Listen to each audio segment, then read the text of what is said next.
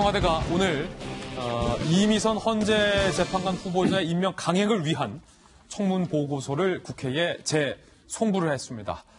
그런데 이미선 후보자 남편의 글이 오늘도 논란이 되고 있습니다. 조국 수석은 소위 재수가 없고 야당은 뇌가 없다라는 글을 이미선 후보자의 남편이 공유를 해서 논란이 되고 있습니다. 그 글부터 함께 보시죠. 오충진 변호사, 이미선 후보자의 남편인데 본인의 페이스북에 공유를 해서 올린 글입니다. 글 내용은 이렇습니다. 조국은 능력이 뛰어난 것 같지도 않고 XX 재수도 없다. 하지만 주식 많다고 이미선 후보자를 까는 야당 X들은 한국이 자본주의 국가임을 망각한 문외아들이다. 그러니까 오충진 변호사는 조국 수석은 재수가 없고 야당은 뇌가 없다라는 이 글을 왜 올렸을까라는 의문점이 현재 제기되고 있는 그런 상황인데 박정아 대변인 왜 올렸을까요?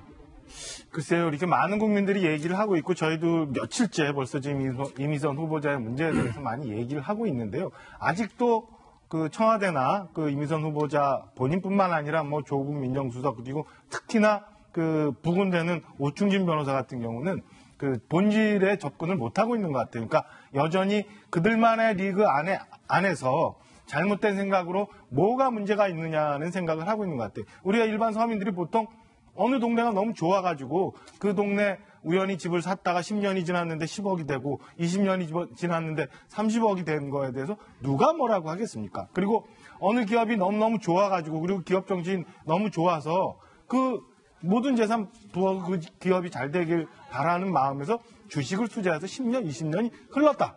그걸 그거 갖고 누가 뭐라고 하겠습니까? 그게 자본주의 사회인데 이거는 그게 아니잖아요. 예. 이거는 그 판사 신분으로서 그리고 어제도 말씀드린 것처럼 대통령을 탄핵할 수 있는 마지막 결정권을 갖고 있는 헌법재판관 후보자로서 과연 매일매일 저렇게 데이트레이딩 하듯이 주식을 했었어야 되느냐 이거에 대해서 지금 국민들이 얘기를 하고 있는 건데 이 건에 대해서는 자본주의 사회인데 어떠냐 차라리 강남에 가서 35억짜리 집 샀으면 이렇게 욕 안 먹었을 텐데 라고 해서 저는 아직도 그들만의 리그에 빠져서 사건의 본질에 대해서 국민들이 왜 분노하고 있는지에 대해서 접근을 못하고 있는 것 같아서 너무너무 안타까운 생각이 들고 있고요. 특히나 어제 말씀드린 것처럼 너무 많은 이상한 것들이 혼재돼 버렸어요. 후보자가 있고 후보자는 또 입 다물고 있고 후보자 배우자가 나서서 얘기를 하고 있고 무슨 뭐 야당 의원들과 같이 뭐 맞짱 토론을 한다고 그러고 너무너무 복잡한 일들이 벌어지고 있는데 다시 한번 돌아가세요.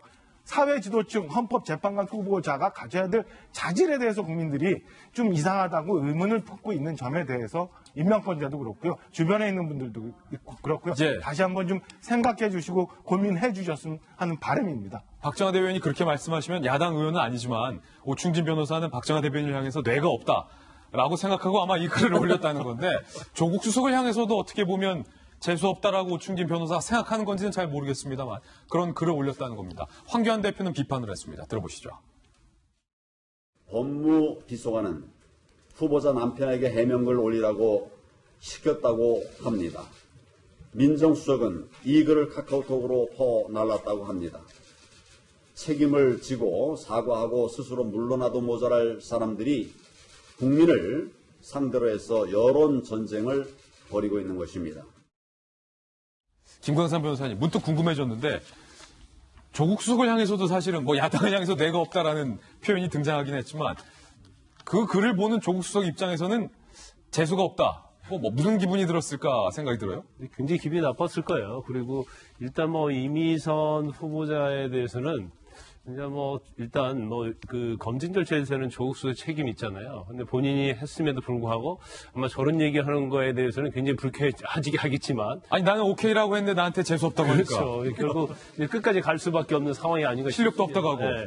그런데 지금 이미선 후보자 관련해서 뭐 저희도 청문회도 보고 여러 이제 언론 기사가 있지만 저는 뭐 개인적으로 볼 때 이제 주식 투자라는 것은 뭐 자본주의 국가에서 있을 수 있는 거기 때문에 만약에 작전 세력에 가담한다거나 아니면 명백히 이해 충돌이 되는 재판에 영향을 미쳤다고 한다면 그건 당연히 부적격자죠.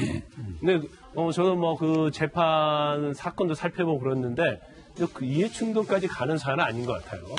그리고 또 어떤 작전 서력이나 아니면 미리 내부 정보 알아서 어떤 이득을 취했다고 한다면 그건 당연히 부적격하죠. 부적격하다. 그런 것들은 나타나지 않았어요. 그래서 저도 이제 방송에 나가서 뭐 이 정도면 헌법 재판관 하는데 별 문제가 없다 이렇게 생각했는데 이제 그 다음 단계에서 남편인 이제 오충진 변호사가 아내 구하기에 나섰어요. 예. 근데 이제 처음 정도 한 번 정도는 왜 이 주식을 거래하게 됐고 거기에서 후보자인 아내가 왜 관여를 못하게 됐는지 그거에 대해서 설명까지는 굉장히 좋았다고 봅니다. 왜냐하면 분명히 아내고 또 자신도 어떻게 보면 주식 어떤 작전 세력으로 폄하가 되기 때문에 거기에 대해서는 방어할 수 있어요. 그런데 그 다음부터 좀 문제인 것 같아요. 그러니까 어디에서 뭐 어떤 지시를 받았는지는 모르겠지만 그 다음에는 뭐 주광덕 의원하고 의혹을 제기한 의원하고 맞짱을 뜨자고 이렇게 얘기를 해요. 근데 사실 후보자의 배우자잖아요. 그럼 배우자가 왜 청문회 위원하고 맞짱을 뜹니까?